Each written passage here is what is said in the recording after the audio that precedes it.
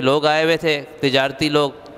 انہوں نے وہ جو اس نے عبادت گاہ بنائی ہوئی تھی اس کے قریب میں انہوں نے تھوڑا بیٹھ کے پڑاؤ ڈال لیا تھا، وہاں انہوں نے کوئی آگ واگ جلائی،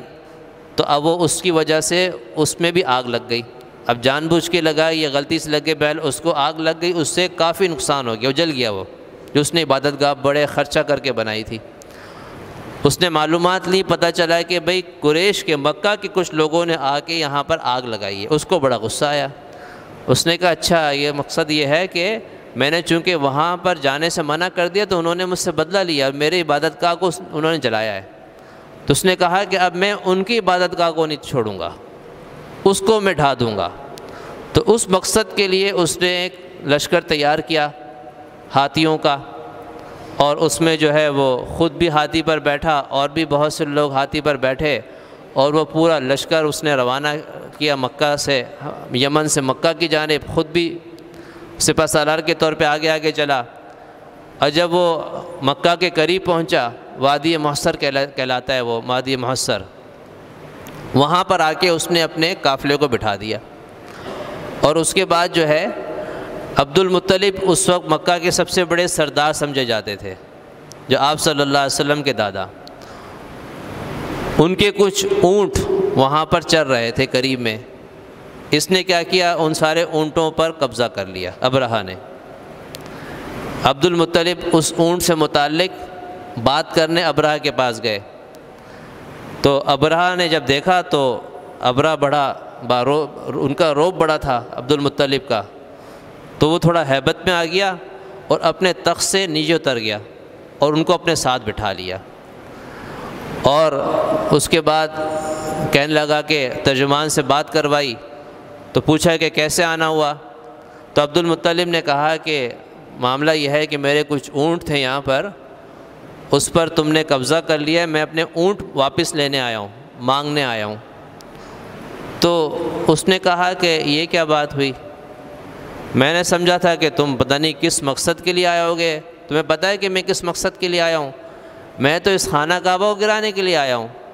میں تو سمجھا تھا کہ اس سے متعلق کوئی بات کرو گے، تم تو صرف چھوٹی بات کرنے آئے ہو اونٹوں سے متعلق۔ تو عبد المطلب نے کہا کہ بات یہ ہے کہ اونٹ کا میں مالک ہوں تو مجھے اس کی فکر کرنی ہے،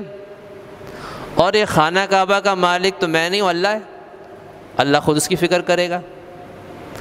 تو وہ تو میرے اختیار میں ہے نہیں، تو اللہ تعالیٰ خود اس کی حفاظت کرے گا۔ یہ کہہ کر اپنے اونٹ لے کر عبد المطلب وہاں سے روانہ ہو گئے، اور پہلے آ کے ان لوگوں نے، یعنی مسلمانوں جو مشرکین مکہ کے رہائشی تھے قریش، انہوں نے خانہ کعبہ کا غلاف پکڑا اور خوب روئے، اللہ سے دعائیں مانگی، اللہ کو تو وہی مانتے تھے نا کہ اللہ تو اس کی حفاظت کرنا۔ اس کے بعد انہوں نے کہا کہ ہمارے بس میں نہیں ہے اتنے بڑے لشکر کا مقابلہ کرنا، لہذا اللہ خود ہی حفاظت کرے گا، ان کو یقین تھا۔ اور وہ سارے جو لوگ تھے قریش مکہ والے، وہ آس پاس کے پہاڑوں میں چلے گئے، اور ان کو یقین تھا کہ کوئی نہ کوئی عذاب ان پر ضرور آئے گا اللہ کی طرف سے، جب اتنا بڑا اقدام کرنے جا رہے ہیں۔ تو ابرہہ نے جب وہاں سے لشکر کشی کا اعلان کیا، تو اس کا اونٹ جس کا نام اس نے محمود رکھا تھا، سب سے بڑا اونٹ کہہ رہا ہوں، ہاتھی، جو سب سے بڑا ہاتھی تھا، تو اب اس کو چلانے کی کوشش کریں تو وہ چلے ہی نہیں، یعنی سامنے خانہ کعبہ ہے تو اس طرف نہیں جانے کو تیار ہو رہا۔ اب اس کو جو ہے نا وہ لوہے لے کر اس کو خوب مار رہے ہیں، کبھی ایک قدم تو رکھے، ایک قدم آگے رکھنے کو تیار نہیں ہو رہا۔ اچھا، اس کو جب پیچھے لے کے جاتے ہیں تو پیچھے چلنے کو تیار ہو جاتا ہے، دائیں بھی چلتا ہے بائیں بھی چلتا ہے، لیکن آگے نہیں چلتا ہے۔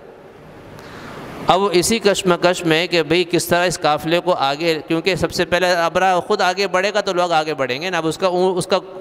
ہاتھی نہیں چل رہا ہے۔ تو اتنے میں تھوڑی دیر میں دیکھا کہ چھوٹے چھوٹے پرندے وہ آسمان پر چھا گئے،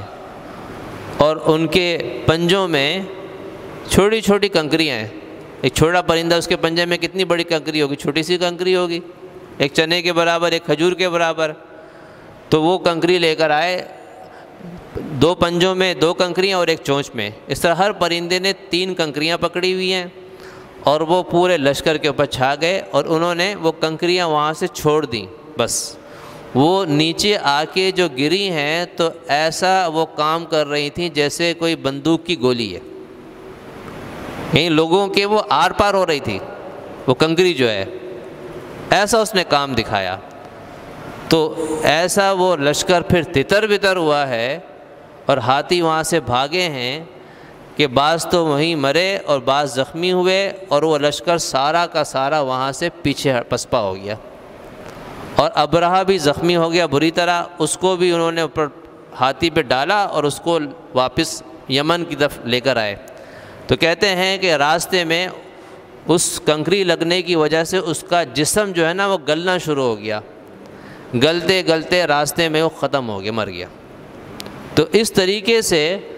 اللہ تعالیٰ نے چھوٹے چھوٹے پرندوں کے